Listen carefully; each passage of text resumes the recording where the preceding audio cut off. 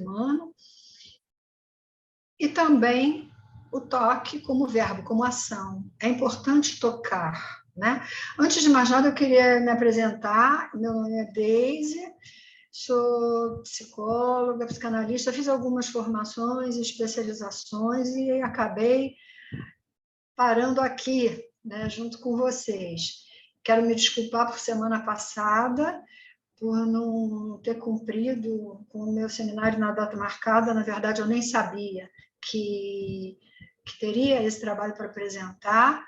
Não foi responsabilidade, eu não sou essa pessoa, eu não queria ficar com essa marca, né? Me desculpem, eu sei, depois eu vi a aula, o pessoal esperando por mim, foi uma vergonha. Então, vou tentar trazer alguma contribuição pequena, né, num aspecto que me chamou a atenção.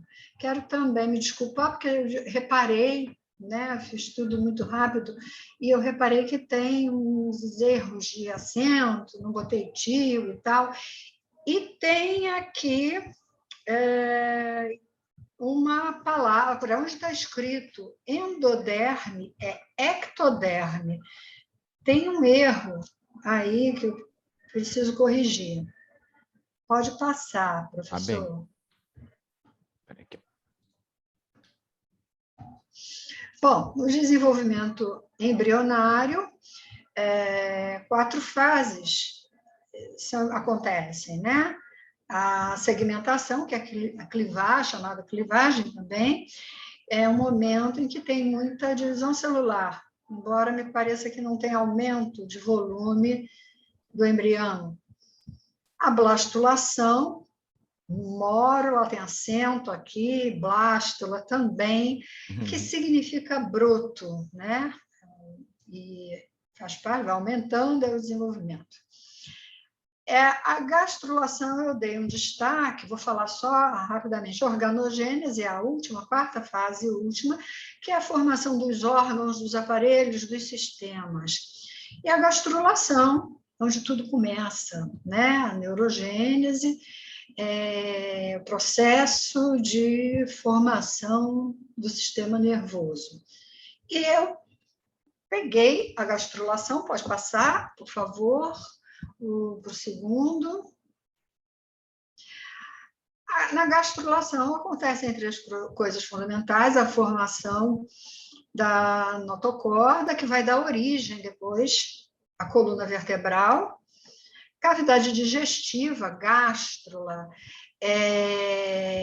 vem daí o nome gastro, a gente poderia dizer, né, cavidade gástrica, eu acho que numa tradução livre seria o que representa gástrula, né? Seria isso. Então, aparelho digestivo, enfim, tudo isso vai ser formado a partir daí. O sulco neural, que dá origem ao tubo neural, sistema nervoso. Pode passar. Bom, sulco neural vai dar, como eu falei, origem ao sistema nervoso. E aí, né, tem a formação de 3 folhetos embrionários, que são o ectoderma, mais externo, mesoderma mais medial, endoderma mais interno. E ocorre, né, uma invaginação do ectoderma, e o que me chamou a atenção do ectoderma, e o que me chamou a atenção, pode passar o outro, por favor? Que há o mesmo folheto embrionário, que é o ectoderme, que vai dar origem ao sistema nervoso, dará origem também à epiderme. E é aí que eu tive a ideia de falar um pouquinho sobre isso, né? Tocar. Por isso o título, toque como substantivo, o toque também, e o toque para você tocar. É importante ser tocado, tocada. Aí vem toda aquela discussão e a gente vê a base neural da importância do toque, a base neural, sensorial, afetiva. Então, o mesmo folheto que dá origem ao sistema nervoso central, também vai dar origem à nossa pele. E aí eu vou falar, acho que pode passar o outro, se eu não tiver colocado nada, eu vou colocar o que eu penso, foi esse. A importância do toque em todo o desenvolvimento humano. Hoje a gente sabe da importância do toque já na gravidez, o toque nos bebês, nas crianças. A gente sabe, por exemplo, que os 1000 primeiros dias de vida, o primeiro, segundo ano de vida, é o período de maior neuroplasticidade. Então, o toque, as expressões afetivas no bebê, elas são muitíssimo importantes nesse período. Botei essas imagens, por quê? A gente tem, inclusive, falando de neuroplasticidade, a neuroplasticidade acontece desde o início da vida até a velhice. E a conexão com o nosso lado afetivo e o nosso lado mais concreto, mais neuronal, estão interconectados nisso daí, produzindo uma série de condições que podem ser favoráveis ou desfavoráveis ao nosso aprendizado, nosso desenvolvimento afetivo, personalidade. Lembrei agora de um experimento que talvez muitos conheçam, e também falo da importância do toque, de certa forma, com ratas, aquelas ratas que têm as ratas cuidando dos filhotes, tem a rata boa, cuidadora, e a rata negligente. A negligente não cuida muito dos filhotinhos, dos ratinhos. E a rata boa lambe, toca, cuida. E ali se observaram os comportamentos completamente diferentes. Os ratinhos bem cuidados, bem tocados, eles eram mais calmos, tinham comportamentos mais adequados, e os ratos mal cuidados, negligenciados pela rata má, digamos assim, não boa cuidadora, não boa mãe, eles eram mais agressivos, muito mais ansiosos e apresentavam problemas de comportamento. Essa é uma experiência que muita gente conhece, me lembrei agora, por conta da importância do toque. A importância do toque no bebê é fundamental, nos idosos. Existem muitos trabalhos com idosos, né? Pessoas que se voluntariam para irem a determinados abrigos, talvez que eles saibam, né? Para tocar as pessoas, para falar com elas, enfim. Então, a importância do afeto. O afeto tem uma conexão com o sistema nervoso central, claro, e é isso que eu quero dizer. Então, eu citei aqui um livro, que eu me esqueço o nome, é Tocar, deixa eu ver o nome dele, é um livro famoso que tem aqui, eu coloquei na fonte,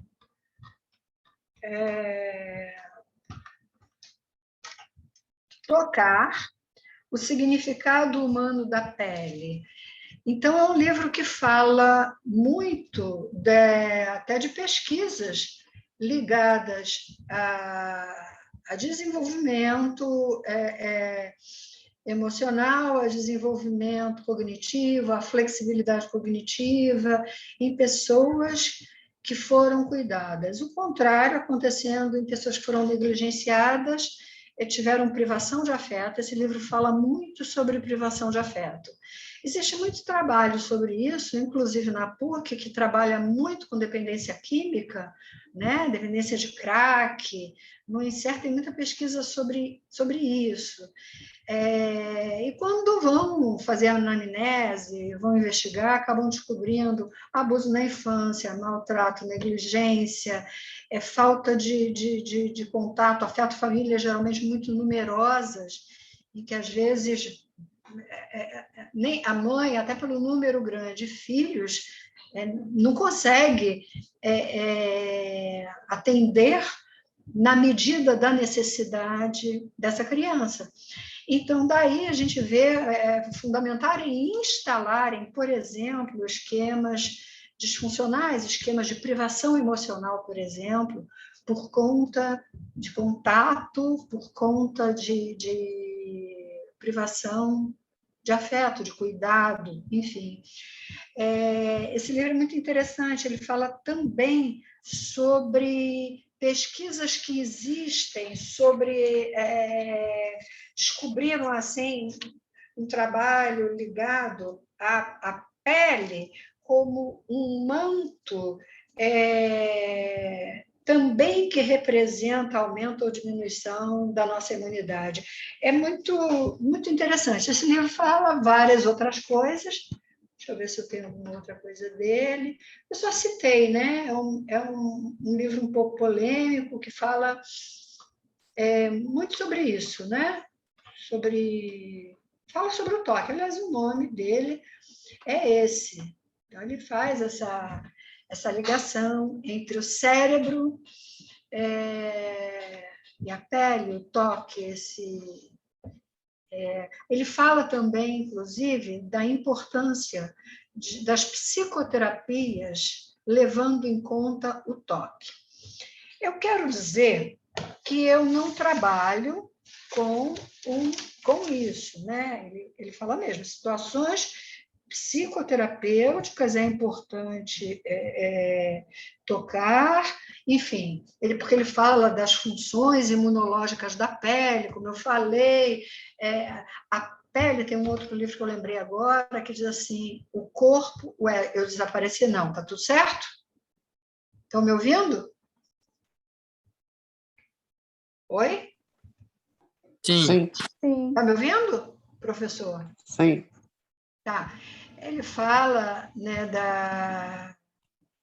da pele. Tem um outro livro que eu estava me referindo, que diz assim, o corpo guarda as marcas. E o quanto isso tem representação, por exemplo, na pele. Eu não trabalho com psicoterapia assim, em que eu toco o paciente. Eu trabalho com algumas modalidades terapêuticas e nessa última coisa que eu vou falar, eu vou apresentar para vocês, dando continuidade à questão do toque, que existe uma modalidade terapêutica. Eu coloquei a foto um dos meus aparelhos, de um dos meus consultórios, é um aparelho da Neurotech, não tem aqui no Brasil, já tem alguma coisa parecida, esse eu consegui lá fora. É um aparelho que eu trabalho também com psicotrauma. Então, é um aparelho que ajuda a fazer reprocessamento. EMDR é uma modalidade terapêutica, que é uma sigla em inglês, que traduzindo significa dessensibilização e reprocessamento através de movimentos oculares. Os movimentos oculares tentam imitar aquilo que acontece no sono REM, que é aquele movimento rápido dos olhos. Então, isso aqui, como vocês estão vendo, é uma barra de luz. Eu deixei 2 luzes ali acesas. É uma barra que eu posso virar ao contrário, botar para um lado, para o outro, ou ela pode ficar reta.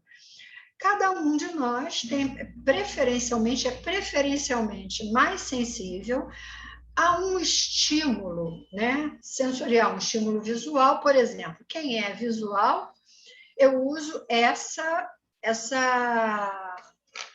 barra de luz, em que essas luzes correm para lá e para cá. Eu monto uma rede de acesso à memória traumática do sujeito. Aí seria complexo, eu posso até falar num outro seminário sobre isso, acho que eu vou falar um seminário inteiro, né? E não falo tudo. Enquanto ele acompanha, então eu monto essa rede de acesso, peço para ele pensar naquilo, e peço para ele acompanhar as luzes que vão correr para lá e para cá. Então, ele fica mexendo os olhos enquanto pensa naquilo. Eu faço algumas séries, paro, Isso se ele for visual. Depois eu vou dizer o que acontece. Vocês estão vendo ali que tem um fone que é para pessoas auditivas, como eu, que funcionam mais através daquilo que eles ouvem. Por isso que eu gosto muito de aula gravada. Para mim, acho que eu aprendo mais facilmente. Então, no estímulo auditivo, eu também monto uma rede de acesso a coisas negativas, memórias traumáticas, enfim, posso chegar até a traumas precoces, que aconteceram antes mesmo que a pessoa tivesse acesso à linguagem. 2 meses de vida, trauma intrauterino, já é possível a gente também fazer. A gente consegue chegar até ali. E quando a pessoa é tátil, que é o que me interessa falar, porque eu estou falando de toque na pele, de estímulo tátil. Tem essas 2 perinhas que vocês estão vendo penduradas do lado esquerdo da barra, uma preta, outra cinza claro. A pessoa segura uma em cada mão, isso sempre provocando estímulos alternados nas mãos. Esse toque nas mãos, existem outras regiões do corpo onde eu posso fazer isso também. Aí eu avalio a pessoa e vejo onde ela é mais sensível. Bom, geralmente é nas mãos. Também monto uma rede de acesso à memória traumática. Estou correndo um pouquinho, que eu sei que eu tenho meia hora para falar. Eu acho que eu estou chegando. E vou fazendo as séries. Faço a série, paro, pergunto, o que aconteceu? Aí a pessoa me responde o que aconteceu. E o que acontece nessa dessensibilização do trauma ou nesse reprocessamento, onde a gente dessensibiliza aquela rede neural onde o trauma está instalado. Eu primeiro preciso acertar, encontrar ele certinho onde ele está, dessensibilizo aquilo. Aí eu trabalho com várias coisas, crenças negativas, positivas, instalo e provoco uma nova conexão saudável naquele lugar. Então, à medida que a pessoa vai reprocessando, o que vai acontecendo? Ela vai lembrando coisas que ela nunca lembrou, vão vindo novas imagens, a cena do trauma pode ir se modificando. Aliás, esse livro que eu citei, Tocar, também faz muita associação entre o toque e a imaginação, né? Tem muitas técnicas fazendo essa associação que são muito funcionais, né? Uma pessoa, por exemplo, com uma imaginação bem vívida, o córtex lê como se aquilo estivesse de fato acontecendo. E é possível secretar os neurohormônios, os neurotransmissores ligados àquele sentimento que a pessoa está percebendo acontecendo nela a partir de uma técnica de imaginação, por exemplo, e ela sentia aquilo de verdade, porque a neuroquímica dela mudou. Enfim, nesse processo a gente também provoca isso, né? A regulação de neurotransmissores, dentre outras coisas, enfim. Então, vai vindo o quê? A pessoa vai dessensibilizando, sim, pensando, às vezes sentindo emoções ligadas àquele momento do trauma, vai vindo coisas, às vezes ela dissocia um pouco, e a gente também tem um controle técnico para ver, é até normal, esperado que se dissocie um pouquinho, e também vem percepções corporais. Existem pacientes que só reprocessam sentindo coisas no corpo, que vai desde uma coceira, uma fisgada e uma dor, até dores que eu geralmente consigo tirar na mesma sessão. E vou medindo nota de SUDES, né? Nota de escala, dentro da escala de ansiedade ou de percepção de dor, de perturbação, até zerar aquilo e instalar, fazer uma conexão saudável naquele lugar. E aí a gente passa para... A gente chama de alvo isso. A gente começa do mais antigo, dentro do mesmo tema, vai dessensibilizando e reprocessando até chegar ao atual, fazendo uma projeção para o futuro, e acabou. É uma modalidade rápida, eficaz. Na PUC eu percebi que ela não é muito conhecida, porque eu tentei colocar lá no meu TCC, aliás, eu coloquei um pouco, porque a minha orientadora quis, ela é neurofisiológica, essa modalidade, eu diria que é a mais concreta que existe. Eu acho que também é a mais estudada no planeta nesse momento. Já somos muitos profissionais, mas ainda somos poucos. No Brasil, de 15 mil profissionais psi, somos 1.000 fazendo isso. Então, acho que ainda somos poucos, né? Mas, enfim, então, pelo toque, a gente também, através de estímulos bilaterais alternados, de toque. Isso que acontece na mão acontece também no cérebro. A gente, aliás, tem as 3 modalidades, às vezes a gente usa até mais do que uma. Por quê? A gente parte... Dá para eu falar ainda um pouquinho, professor? Pode, segue, sem problemas. Então, por exemplo, como é que a gente trabalha com o princípio de processamento de informação? Por exemplo, se eu estou dando alguma informação nova para vocês hoje, ela entra por um hemisfério, vai para o outro, quando é que ela vai ser integrada numa rede neural? Logo mais, quando todos forem dormir e entrarem lá, fazem as 4 fases do sono, na 4ª, em sono REM, onde acontece o sonho, os sonhos, a homeostase, né? Que a regulação de todos os órgãos, também ocorre a integração das informações daquele dia que chegaram. E elas se integram dentro de uma rede neural. Quando ocorre um trauma, uma situação, sei lá, uma coisa negativa, o cérebro muitas vezes não dá conta de integrar aquela informação. Então, ela fica presa, uma informação traumática, por exemplo, fica presa geralmente no hemisfério direito, associada com pensamentos soltos, sentimentos, coisas que aconteceram naquela situação traumática, ou não, mistura fantasia com realidade. Então, dentro desse processamento, a gente vai integrar aquele conjunto de coisas e que geralmente desencadeia sintomas, fobias, pessoas traumatizadas. Existem traumas que são muito... que as pessoas buscam muito para essa modalidade, né? Abuso sexual é um deles, né? Aquelas pessoas, como é que chamam? Não é motorista, não, é aqueles que dirigem trem, como é que é o nome? É maquinista, não é... Aqueles profissionais que conduzem os trens. São pessoas muito traumatizadas porque assistem muitos suicídios. Então, eles desenvolvem TEPT, ficam escutando aqueles ossinhos quebrando ali de baixo. Não vou falar disso, né? Mas é uma população, né, que busca muito esse tipo de trabalho, porque ele é muito rápido, e a gente vai trabalhando por alvos, começando lá desde o mais antigo, que a gente chama de alvo-chave, porque é através, vamos imaginar assim, um calo que se montou, um dia caí de uma bicicleta. Aí, o trauma, se eu não tratei, ele fica ali, né? A menos que a pessoa use um mecanismo de resiliência, que todo mundo sabe, e aí ela não fica traumatizada, ela consegue superar. Se não conseguir, o trauma fica ali. Outras coisas que aconteçam dentro daquele tema vão se montar em cima daquele meu tomo da bicicleta. Aí eu bato com o carro, aí um dia alguém me atropela, pode virar uma coisa incapacitante. É o que a gente chama de trauma complexo, trauma continuado, enfim.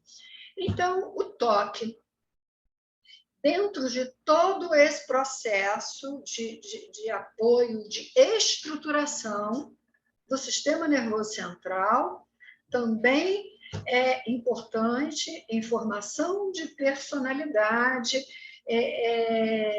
desenvolvimento cognitivo, enfim, integração entre aquilo que somos nós, aqueles 3 sistemas de comportamento, pensamento e emoção, né? E também em cura, e também entra desde o nascimento para estruturar, vai até a velhice também, onde o toque é importante, ajuda, tem muita gente, como eu falei, fazendo trabalhos com idosos hoje em dia, então ele ajuda na formação, e eu diria que também, vamos dizer, se eu posso falar assim, no conserto, né, daquilo que a vida fez com a gente, através de experiências negativas que a gente não conseguiu superar. Eu não sei se deu alguma contribuição para vocês, eu quis trazer alguma coisa um pouquinho original dentro daquilo que você apresentou, professor. Enfim, era isso que eu queria dizer. Muito bom, Deise, muito bem. Deixa eu só, vou tirar o compartilhamento aqui para a gente ficar com a tela cheia aqui, ó, e a gente se enxerga um pouquinho melhor. Acho que fui Daisy, dentro do tempo. obrigado. E não, tá ótimo, tá ótimo. A ideia é mais ou menos assim, é que a gente faça uma conversa saudável, né? E que ela seja realmente um bom fator de contribuição para todos os colegas. Os seminários, eu sempre falo isso, eles parecem assim um pouco clichê, um pouco pifado, seminários, enfim, mas os seminários ele tem um valor muito grande, principalmente nessas turmas que são multidisciplinares. Então, assim, a gente acaba observando vários saberes, né, muito diferentes, muito distintos, dentro dessa mesma sala, né, dentro desse mesmo ambiente. E foi muito legal a tua apresentação. Eu fiz uma porção de anotações, assim, e essa diversidade de ideias eu acho fantástica, sabe? Então, tu trouxe o teu convívio, a tua realidade, o teu dia a dia, o que teoricamente para o apresentador é bom, né? Porque tu não tu pisa fora, né, da tua linha, nem a zona de conforto, mas tu ainda te mantém ali firme dentro daquilo que tu está ambientalizada e acostumada, e tu nos traz um conhecimento, né? Muitas vezes, por exemplo, para mim, bem distante daquele que eu estou ambientalizado. Então, eu achei bem legal a tua apresentação, achei ela muito direta, né? Muito profunda, né? Com, com alguns nuances assim ah, ah, filosóficos e que nos fazem realmente refletir os sentidos, mas não os sentidos neurológicos, mas o sentido de existência, de convívio, de proximidade, o que hoje, né, não está como era, né? Até assim, é uma das perguntas, do que eu gostaria de trazer para, né, como discussão, um dos pontos que eu acabei levantando, que é justamente esse, né? Eu queria te perguntar, assim, na tua experiência clínica, né? E tu trazes o toque como teu tema. Então, mesmo que tu, no final, nos apresentou que tu tem uma abordagem mais global do que isso, né? Mas se a gente for realmente isolar o fator toque e a pandemia, né, que nos priva de Sim. tudo isso, né? Qual que é a É, tua opinião assim sobre isso? Nós estamos privados de toque, né? Isso aí em sim. absoluto, né? É uma das queixas que eu mais encontro. Eu dediquei uma parte do meu TCC em neurociência falando disso, né? A gente tem encontrado, o nosso trabalho virou a área psi, determinado aquele início da pandemia, virou uma coisa terrível. E o que as pessoas, eu acho que o que elas mais sentem falta é exatamente do toque, dessa troca afetiva. Aliás, a nossa pele é o nosso maior órgão e é a última instância do eu. É o último, a última coisa que eu tenho que me coloca em contato com o outro, com o social, com o simbólico. Então, a gente ficar privado, até dentro de casa. Houve um período que as pessoas ainda Uhum. existem, pessoas assim. Eu atendo, só o primeiro mês que eu atendi online, porque foi a telemedicina que obrigou a gente a fazer só isso. Mas depois eu atendo online, presencial, enfim, com cuidados, aquela coisa toda. Mas as pessoas ainda fazem, 90% das pessoas ainda estão online, e tudo aconteceu, né? Aumentou o índice de suicídio, separação, violência doméstica. Então, teve também o excesso de toque através da raiva, da irritabilidade por excesso de contato de quem está dentro da mesma Uhum. casa, né? E as pessoas que também, pela privação de toque, elas também, geralmente, elas abrem um quadro depressivo. Vão começando a sentir solidão, O futuro muito incerto, não tem data para a coisa acabar, é ter que conviver com a dúvida. Imagina uma pessoa com TAG ter que conviver com a incerteza, é tudo que ela não suporta, é a dúvida. Então, ele não sabe quando é que isso vai acabar, quando é que ela vai poder tocar alguém. Então, eu diria que essa foi talvez a maior queixa, né? A falta de tocar alguém. Somos seres gregários, né? Temos um cérebro social, somos afetivos, precisamos de troca de afeto, de beijo, de abraço, de contato. Tem muita gente que não vê, muita gente querida. Eu não vejo a minha família há 2 anos, eu não vejo. Né? A gente fala por tela e tela. Se a gente for falar agora sobre os problemas das telas, a gente vai falar de muita coisa. Ela nos salvou, a gente está trabalhando e fazendo, estudando por causa disso. Eu ousei esse mestrado por causa disso, porque eu estou no Rio de Janeiro, não sei se você sabe? Eu sou carioca, estou no Rio nesse momento, tenho 2 consultórios, e, enfim, a pandemia me permitiu emendar um curso no outro, quando eu nem pensava em fazer, mas ainda fiz no terceiro, uns de adaptação ao trabalho online. Mas, ao mesmo tempo, ela traz, né, o que a gente tem de transtorno de sono, por exemplo, por excesso de telas, é uma coisa absurda. Bebês já com problema de sono. Então, a gente sabe o que vai acontecer, né? Só que eu acho que a gente... Eu não falei mais porque eu achava que não ia ter tempo, não teria mesmo, né? Mas o que você me pergunta é, de fato, a maior queixa. É a falta de contato. As pessoas sentem falta de coisas muito simples. Muito simples. Eu queria beijar a minha avó. Eu queria almoçar perto de alguém. Exatamente, exatamente. Uma adaptação complicada, né, do ser humano. Como tu falou, assim, temos um cérebro plenamente social que se apresenta desta forma justamente pela interação social que ganhou ao longo da evolução do cérebro humano, né, que distinguiu né, em relação a isso.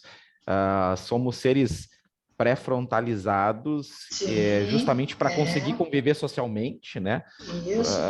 E aí agora a gente tem esse embate aí em relação a essa inserção social, né? Mas, enfim, vamos ver, né? Vamos ver os problemas, né, gerados por causa disso, por essas privações, como tu mesmo falou, até bebês, né? Tu já tens... O pessoal força não. O pessoal acaba enfatizando agora as síndromes pós-Covid, mas as síndromes virais, né? Como se o vírus, por exemplo, assim, como se o grande problema, agora eu estou dando uma opinião pessoal, ela não tange a instituição, ela não tange a realidade, tá? Acadêmica, mas uma opinião pessoal. Eu imagino e penso, e tenho hoje essa opinião firmada, pode ser que daqui a 30 dias não seja a mesma. Essa é a grande sacada da ciência, é você reconhecer e mudar, de repente, a sua linha de raciocínio, não ser imutável em relação ao que se pensa. Isso é o grande legado da pesquisa e da ciência. Mas hoje eu vejo uma síndrome pós-Covid bem preocupante, mas uma síndrome social, psicológica e psiquiátrica. E não uma síndrome, porque o vírus está no sistema vômero-nasal e o cara não consegue cheirar, e agora está com um problema neurológico, e agora está com a visão turva. As cortes, mesmo de novo, a minha opinião pessoal, né? Mesmo publicando uma revista de altíssimo impacto, como JAMA, New England, seja lá o que for, eu penso que esses achados podem ser achados, na verdade, de certa forma, randômicos, né? Então, aquele oftalmologista, ele não teria um paciente com turbidez na visão e tal, se não tivesse tido Covid. E quem não teve Covid e está apresentando um sintoma como esse, né? E quem não teve comprovadamente, porque também não tem como saber. E quem teve, na verdade, e esse diagnóstico, de repente, não foi um diagnóstico molecular, e tem tantos vieses, sabe? E o pessoal acaba, às vezes, assim, enfatizando muito esses conceitos e deixando para trás esses conceitos mais sociais e mais psiquiátricos. Aí eu vejo que a gente vai enfrentar um grande problema, na minha opinião, sabe? Porque, assim, tu falou sobre os traumas e tal, né? Eu não sou nem perto de conhecedor, assim, da área, mas justamente a síndrome pós-Covid é uma síndrome pós uma internação de grande extensão, né? O cara ficou internado 40 dias, 50 dias, foi para UTI, não morreu, isso é um fator já, tu deve, né, de repente, conhecer muito bem isso, super traumático, né? Ele Super volta à traumático. realidade e pensa assim, meu Deus, por que eu não morri? Por que eu não, né? O que eu tenho de diferente, né? Por que eu perdi o meu ente e não fui eu? E não é desculpa, de novo, né? Minha opinião, não é o vírus que está causando depressão nesse paciente, gente. É a condição. Eu operei meu joelho. Isso é verdade. Dia 13 de junho. Julho, tá? É sério, a dor que eu tive, a falta de mobilidade, a dependência que eu tive da minha esposa, isso me causou um certo trauma. Entende? Eu fiquei, não a ponto de procurar um profissional, óbvio, mas e é isso que eu conectei.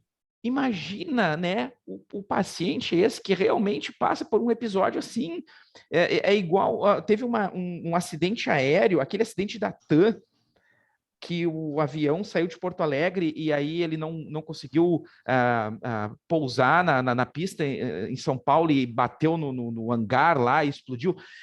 As pessoas, tinha uma pessoa que estava no carro, né? E os carros da frente foram, né, destruídos pelo avião e ele estava no carro de trás. Esse cara pirou, entendeu? Porque ele viu uma aeronave, isso é traumático, né? Caindo, cheio de indivíduos semelhantes a ele, cheio de homo sapiens ali dentro. O carro da frente foi carbonizado e ele sobreviveu, sabe? Então isso é um peso muito grande, né, para aquele indivíduo. Então, dentro do conceito e dentro dessa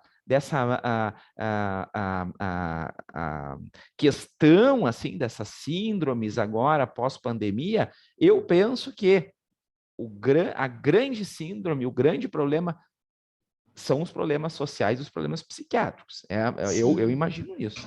Eu concordo completamente com você. Eu digo que a gente vive uma pandemia de transtornos psiquiátricos. Sim. E você disse uma coisa muito interessante quando você fala de trauma. Antigamente, a gente considerava trauma uma experiência que foi acima do que a gente poderia suportar, que a gente participava da cena. Depois se mudou o conceito de trauma e também era um fator que predispunha a trauma você assistir ao fato. Hoje a gente trabalha também com o conceito de trauma vicário ou trauma vicariante, que é de você ter notícia.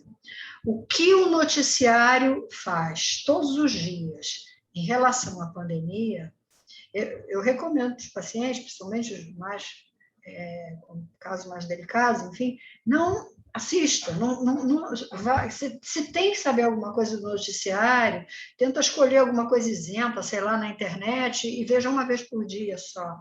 Por quê? Se fica traumatizado por notícia. Eu atendi, não sei se vocês lembram, quando devem lembrar, talvez, não sei a idade de cada um, quando teve um incêndio da Boate Kiss. Então, acho que lembram, né? Não é tão antigo isso. Eu atendi uma psicóloga que teve um trauma vicário por tanta notícia, era dia e noite, a TV falando daquilo, mostrando imagens e tal. Então, tem isso, né? Isso que você falou. O cara assistindo, vendo aquele carro, né? Virando carvão com as pessoas lá dentro, provavelmente é uma pessoa traumatizada, que pode desenvolver TEPT depois, né? Exatamente, exatamente. Alguém quer fazer algum comentário, pessoal? Uma pergunta, algum comentário? Professor, é interessante porque se a gente for pensar neurologicamente, no começo da fala da Daisy, quando ela começou falando sobre o registro da pele, né, nem da pele, mas do toque a nível de informação central, eu me lembrei imediatamente do homúnculo de Piffling. Eu sempre falho nesse nome. Do homúnculo, que quer dizer, a imagem que o cérebro tem do corpo, a imagem que se tem da mão, no caso, é uma imagem muito grande, né? Então, o registro que nós temos central do toque é muito grande, diferente, por exemplo, do registro do toque do pé, que a imagem do homúnculo já é menor, né? Então, o registro é menor, porém, é pele, que é exatamente o maior órgão, né, do corpo. O toque não necessariamente é só mão, né? O toque é tudo que vem junto da pele, assim, acaba que a gente toca muito mais com a mão, quem vai tocar, mas quem é tocado pode sentir em qualquer parte do corpo, né? Em qualquer ponto da pele. E tanto de prazer, de sensação boa, como de desprazer, aí vem as emoções, e de proteção, né? A pele também é o nosso fator de proteção, é o nosso primeiro impacto de proteção, né? E a importância de tudo isso, né? Eu sou terapeuta ocupacional, desde eu acho que a gente não se conheceu, né, nos primeiros dias. Eu sou terapeuta ocupacional, trabalho com neuropediatria. Então, eu atendo bebês, eu atendo a primeira infância. E a questão do toque, né? Assim, hoje o autismo está muito em alta, são crianças que não aceitam toque, alguns, né? Não todos, mas que não aceitam toque, mas que não tem problema nenhum na pele. Então, é muito mais o registro dessa informação sensorial e a resposta que é dada, né? E o quanto isso limita muitas coisas, até no acesso ao outro, não somente a questão que aí vem também o impacto da interação, né, na comunicação, na questão do autismo e tudo, mas também o aceite do toque do outro, do abraço, do aconchego, do afeto. E o tato, ele é quase que o primeiro preditivo, né, do afeto, na hora da mama, o toque da mãe com o bebê, e o impacto disso hoje, em tempos de Covid, as crianças chegam no meu consultório e já põem a mão embaixo do álcool, né? Assim, aquele já é pregado na parede, a gente aperta e sai. Então, ela chega no consultório já assim, quer dizer, a gente está vivendo num momento que a gente não sabe como vai ser o pós, né? Existe realmente essa síndrome pós-Covid para nós adultos, que temos uma base instalada e que vamos viver as consequências que a gente talvez imagina já, né? E como a gente vai lidar com isso. Porém, a gente tem uma geração que aí entra a minha, né? É mais a minha praia, uma geração que a gente não sabe o que vai acontecer, porque o cérebro desses meninos, o cérebro das crianças de pandemia, os bebês que nasceram em pandemia, que estão há 2 anos enclausurados, alguns não estão indo para a escola, não vão ver os avós, não saem de casa, não podem ir para parquinho, quer dizer, que tipo de cérebro é esse que está se formando, né? Então, eu tenho recebido bebês mesmo, de 2, 3 meses, eu recebo bebês de 2 meses, com sinais de alarme no desenvolvimento, às vezes até pela questão do toque. Sim. E outras coisas do desenvolvimento, que não segura o pescoço e tal, e tal, e tal. Né? Falando em neurodesenvolvimento, e alterações neurológicas e tudo. Mas eu tenho recebido bebês e crianças que é o cérebro pandêmico, né? Que não está tendo, são cérebros que não estão tendo todos os estímulos e informações necessárias para se desenvolver, que não têm um diagnóstico de base, não são crianças sindrômicas, não são crianças com alterações neurológicas, não. São crianças que, se não tivesse pandemia, estariam hoje no parquinho, na escola, na casa dos avós, viajando de férias com os pais, enfim. Mas é uma geração que a gente não vai saber né? A gente ainda não sabe como vai ser, a gente só vai ter um impacto disso, de fato, daqui a 15 anos, quando forem adolescentes, né, entrando lá num período de, enfim, né, que essa parte frontal vai ficando muito mais vai recebendo muito mais demanda, o ambiente vai gerando muito mais demanda, principalmente para essas respostas sociais irracionais, e a gente não sabe. E fora o aprendizado, né? As relações, na semana passada eu avaliei uma criança que de quase 3 anos e que começou a ir para o balé. Só que como ainda são turmas pequenas e poucas crianças, acabou que tem crianças de 3, de 4 e de 5 anos. E aí ela entrou nessa, exatamente, porque ela já vai fazer 3 aninhos. E a criança é muito afetuosa, é muito afetiva, né? Faz parte disso, né? Do desenvolvimento da criança.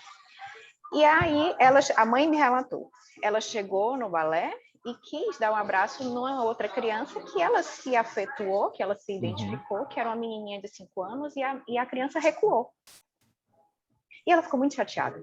Eu entendo a orientação da mãe para a criança recuar, né, em tempos de Covid, e eu entendo a frustração e a chateação da criança de 2 anos, que não tem a mesma inteligência, não tem a mesma cognição e compreensão da de 5, e quis só dar um abraço na amiguinha. E a amiguinha recuou e ela chegou em casa chateada. Então, vai vir essa geração, né, assim, as crianças de hoje de 10 anos, que já, né, assim, algumas chegarão para você, as crianças que hoje estão com os bebês, né, que já daqui a pouco vão fazer 3, 4, 5 anos, que continuarão comigo, e aí como é que vai ser isso? Como é que vai ser o aprendizado desse povo?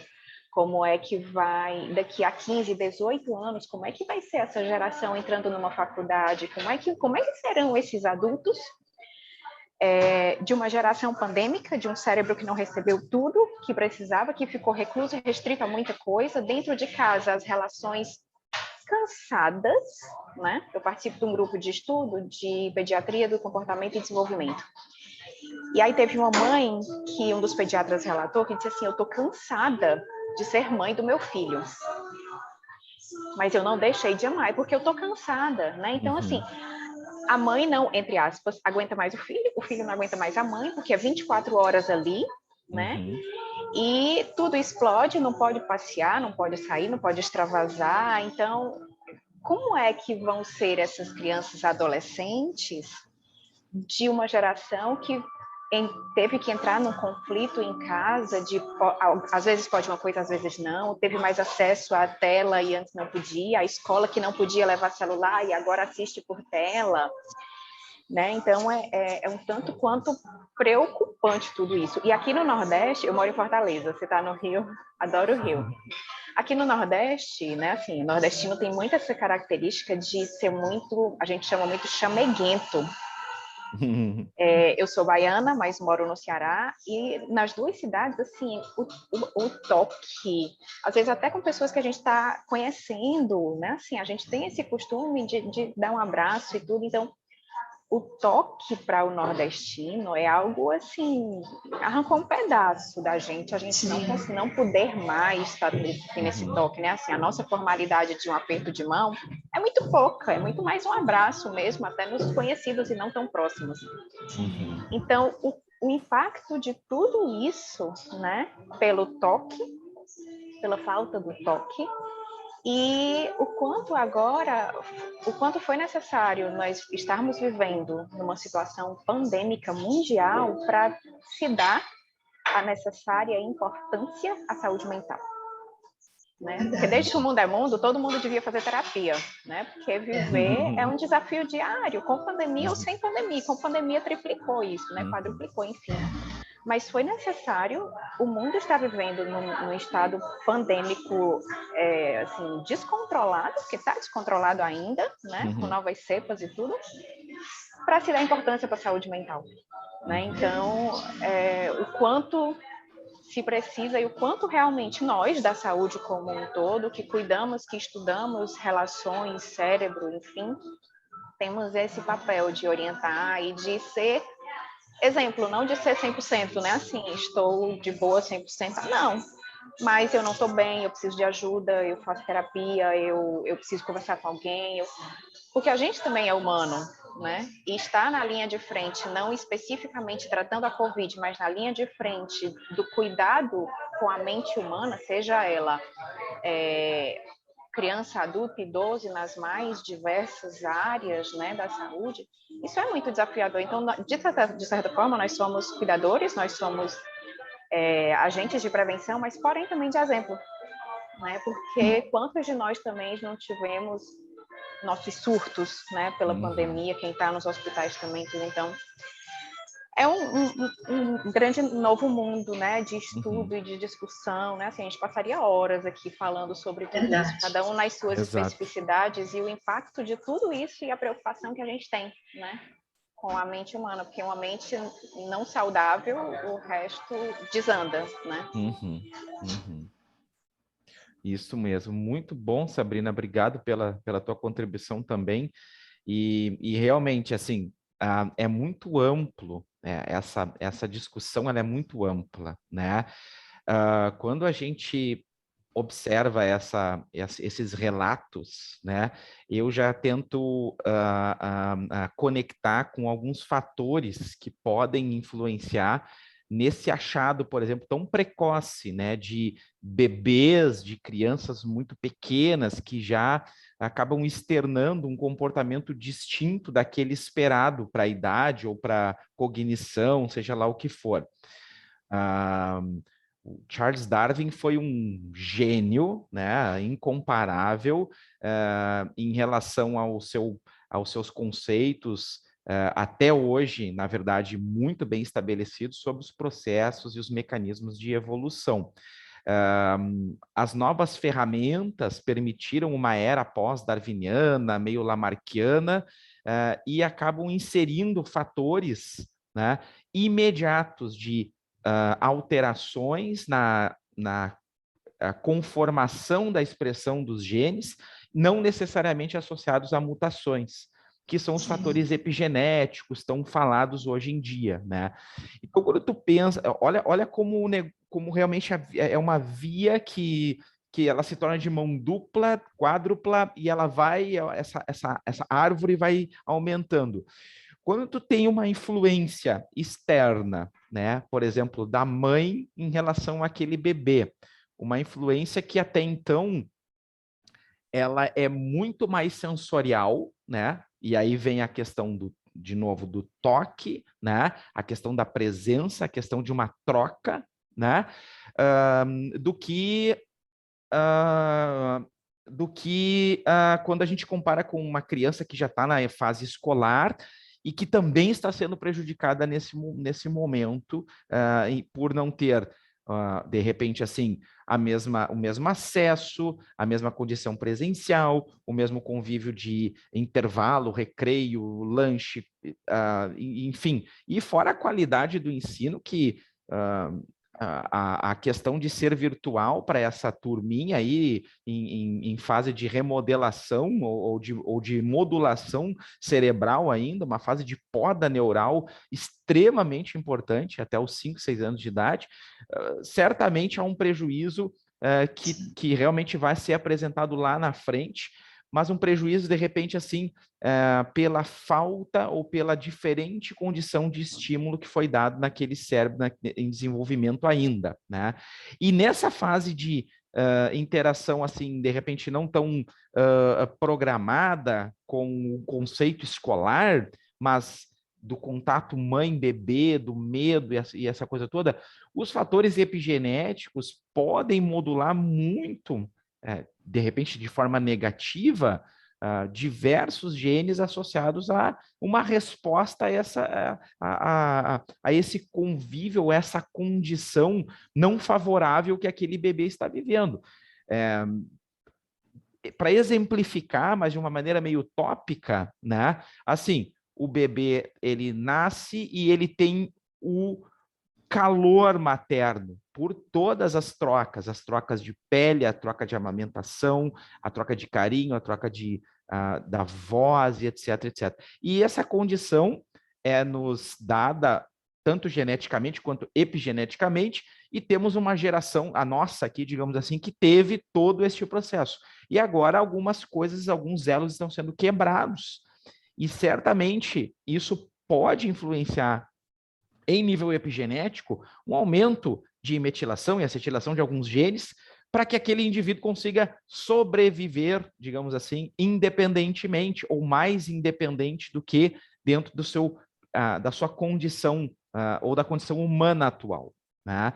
A Deise falou dos modelos experimentais de privação materna, modelos de ratos, e eles são muito interessantes pelo seguinte,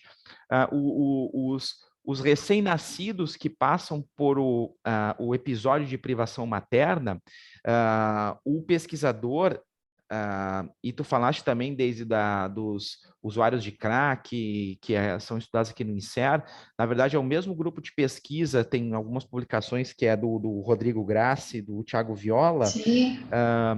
Eles trabalham com as cortes de seres humanos e com os modelos experimentais. Aquela privação experimental materna, ela é uma privação realmente de toque, ela é uma privação de presença.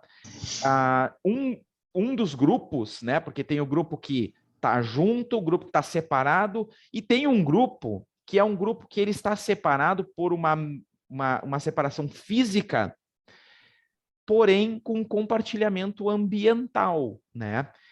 Pensa que os lisencefálicos são vibracionais. Eles têm muita conexão com feromônio, né, com questão ambiental, e mesmo assim, né, não ter o contato, existe uma assinatura epigenética muito forte para aqueles bebês pequeninos, ratinhos, que se tornarão ratos e que terão alguns déficits ou algumas dificuldades cognitivas, algumas dificuldades de memória, algumas dificuldades de interação, e aí eu não sei muito bem qual que é o desfecho analisado nesses experimentos. Mas então, mesmo sendo seres vivos muito menos sociais e dependentes, quando comparados com um ser humano, há uma influência muito forte desse ambiente ou da falta desse contato, da falta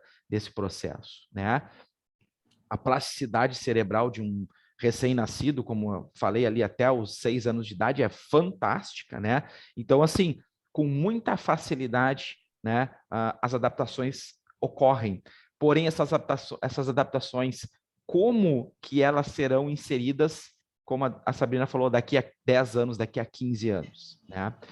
Tem um conceito, na verdade, assim, de sucesso evolutivo, que, na verdade, tudo é uma questão de adaptação e sucesso, né? Estamos aqui hoje com sucesso evolutivo, assim como os primatas, assim como um chimpanzé, assim como um pássaro, todos estão vivendo, então todos estão adaptados e todos estão sobrevivendo com o cérebro que tem e com os mecanismos que são apresentados ou que são dados a eles. Ok. O que nos complica, né, é realmente assim, como que esta nova, se dá para ser chamada assim, geração, essa geração, então, que passou por esse episódio, né, vai ser fixada nesse processo, num processo pós-pandemia, realmente daqui a muitos anos. Nós temos uma mania também de falar assim, ó, por exemplo, eu decidi não comer mais carne, tá? Por exemplo. Aí o meu irmão fala assim, não, meu irmão é físico de formação. A gente foi feito para isso, né? O Homo sapiens, e desde o Homo erectus, ele é um caçador, ele consome proteína animal, sim, ele consumiu. Tem uma parada dos gladiadores, que parece que não tem uma proteína, hemoglobina, etc. Mas, via de regra, nós somos caçadores, consumidores de proteína animal. Mas, na verdade, todo o processo evolutivo, ele se dá quando se depara com uma mudança ambiental. Então, às vezes, assim, a gente luta contra no bom sentido, tá? Vocês profissionais, por exemplo, da psicologia, da psiquiatria, etc., lutam para manter a sanidade ou para preparar a humanidade para uma nova era, para uma nova fase, que, numa maneira mais filosófica e não tão médica, pode ser que seja natural, pode ser que as pessoas realmente daqui a 10 anos sejam surtadas e isso seja um mecanismo evolutivo de fixação ou de eliminação dessa população, sabe? Eu tô sendo assim muito drástico na minha brincadeira, né? Mas a gente tem que olhar também por esse lado. Uma coisa que eu brinco com os alunos da graduação é assim: eu sou um aspirante ainda, um pesquisador, mas eu já estou na academia aí há bastante tempo, desde a iniciação científica. Quem faz ciência biomédica, que é o meu caso, já há 15 anos, é contra os processos evolutivos. A gente tenta manter vivo aqueles indivíduos que não sobreviveriam naturalmente. Com máquinas, com bioreatores, com processos, com novos medicamentos, etc. Não vamos deixar de fazer isso e não é nem uma conexão com esse pensamento. Mas lá no fundo, quando a gente entra numa coisa realmente, numa esfera mais de filosofia, de entendimento do ser humano como apenas outro ser vivo na face da Terra, a gente começa com essas questões meio paradoxais, assim, né? O que é bem interessante, que eu acho que só tempera, né? Eu acho que sim, que precisamos olhar para isso, vocês são os profissionais que terão essa responsabilidade, né? Mas quando a gente pensa numa esfera assim mais externa, a gente olha, tá, mas será que isso não é uma tendência, né? Enfim, e claro que nós vamos lutar para manter a sanidade, inclusive a nossa, como a Sabrina falou, nós também passamos por muita dificuldade, né? Volto no toque, né? O toque materno, a falta que sentimos para os que já perderam a sua mãe. A mãe é um negócio, eu não sei, as psicólogas podem me ajudar, a mãe é um negócio assim que é inexplicável para algumas pessoas e eu me encaixo nelas, entendeu? O não ter esse contato, por mais adulto que tu sejas, o não ter o sorriso e o toque da tua mãe diante de uma realização tua é muito amargo, é muito sem cor, sabe? Então, assim, somos seres amáveis, somos seres razão e emoção, como a Deise falou, né? Um conceito muito legal de neurociência, né? Damasiana, né? Que vem do Antônio Damasio, sobre o equilíbrio entre razão e emoção. E só somos seres vivos porque somos emoção, né? O aprendizado de máquina, hoje também muito associado à medicina, né? Modelos matemáticos, modelos preditivos, aprendizado de máquina, para interpretar, por exemplo, tumores cerebrais, o algoritmo matemático e o deep learning é melhor do que um radiologista experiente, né? Porém, a capacidade do ser humano, principalmente associada à capacidade de errar, né? Interpretar, né? E se julgar, essa é insubstituível. A máquina não substitui e nem substituirá, na minha opinião, né? Foi feita uma enquete com viajantes, porque a maioria dos Boeings hoje consegue fazer voos, inclusive transoceânicos, sem o comandante botar a mão, né? É simplesmente com todo o trajeto mapeado e sendo trabalhado com um aprendizado de máquina. E aí perguntaram para os passageiros assim, você faria um voo transoceânico sem um capitão, sem um comandante na cabine? Não, ninguém quer, né? Eu fora. Eu preciso ter um ser semelhante a mim, sentado naquele local, mesmo sabendo que ele não vai fazer absolutamente nada. Por quê? Porque eu sei desta capacidade que é muito forte nos seres humanos de interpretar um processo, de observar um problema, interpretar um processo e de uma forma muito organizada, justamente pela nossa condição girencefálica tão desenvolvida, tomar uma atitude naquele momento de necessidade. E a gente confia nisso.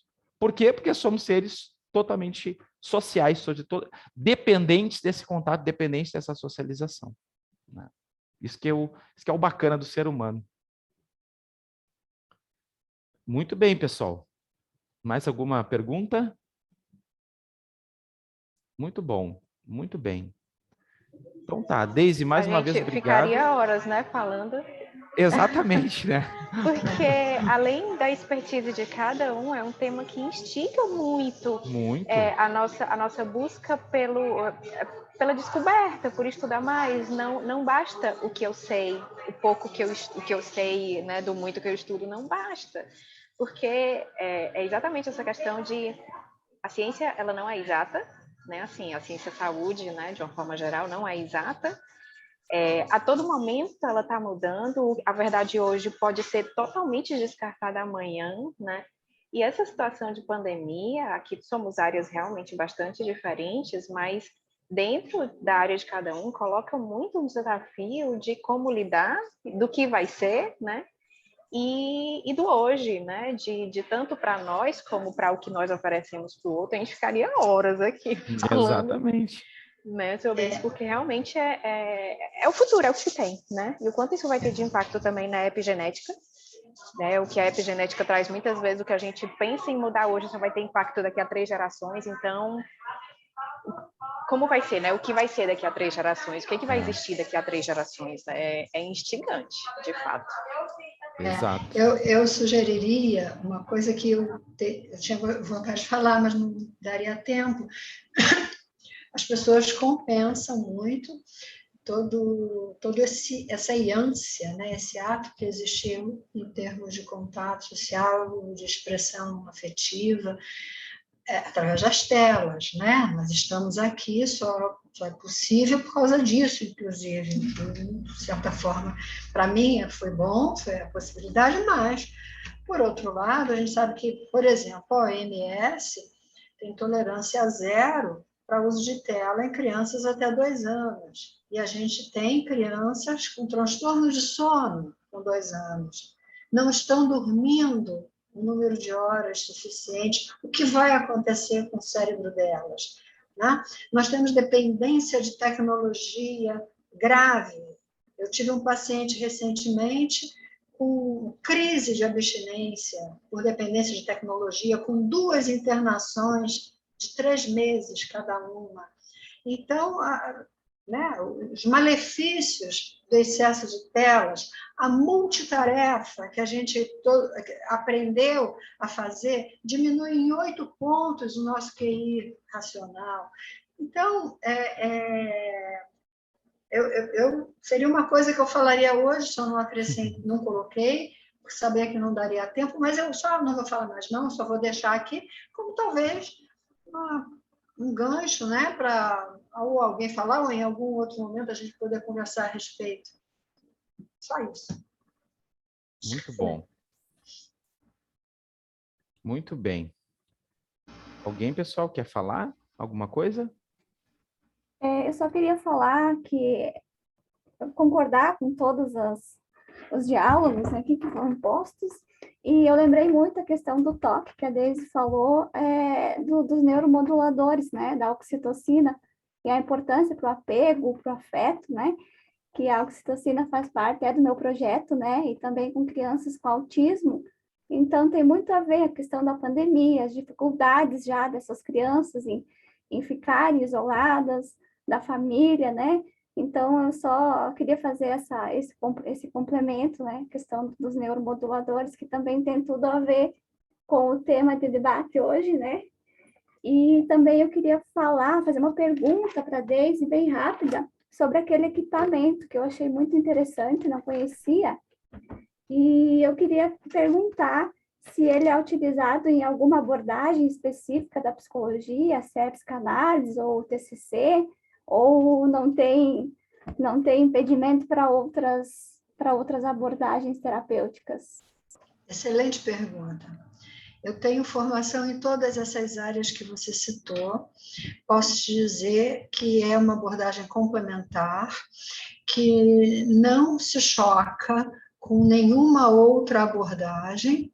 Inclusive, às vezes, eu tenho, por exemplo, colegas que trabalham dentro, sei lá, de uma outra abordagem e estão com dificuldade porque tem a pessoa emperrada ali num trauma que ela não consegue resolver. Ela manda para mim, resolvo aquilo e devolvo para ela e ela continua com a abordagem dela. Acontece isso também. Eu tenho clientes que chegam e querem, por exemplo, a minha primeira formação foi em psicanálise, né? A que eu uso menos hoje em dia, acho pouco produtiva, inclusive, mas tem gente que quer e eu faço.